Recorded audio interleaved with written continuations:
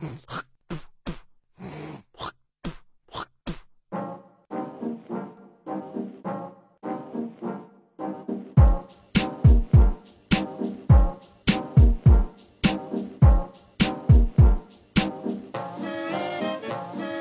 genul de om care mă piși în liftul tău, vagabondul, natural, fac rău. Dai vina pe copii că fac tot ce e rău, țeapă.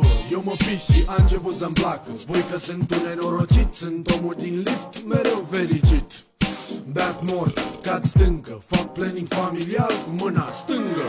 Ce știi mai bine de la tatăl tău? Bagă două degete pe gât când ți-e rău. Nici o activitate în general. Vin acasă, în ultimul hal. Munca de birou îmi face rău încă. Angajez secretară cu gura pungă. Munca-i frumoasă ca femeia, evident la vârsta treia. Dacă înțelegi asta, pe muzica mea poți să-ți bați nevasta. Munca-i frumoasă ca femeia, evident la vârsta treia. Dacă înțelegi asta, pe muzica mea poți să-ți bați nevasta.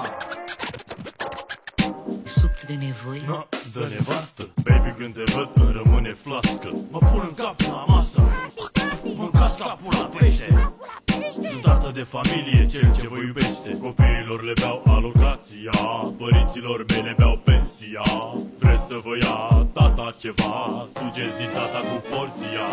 Viața e frumoasă, munca e periculoasă. Beau și conduc, vreau să ajung acasă. Vine 2000, îl aștept de mult. Poate că femeia va munci mai mult.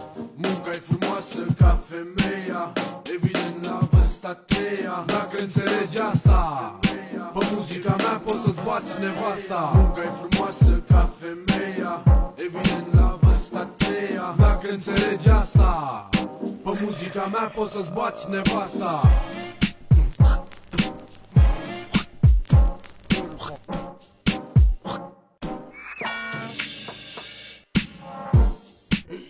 Ce haios, mi-ar sparge fața.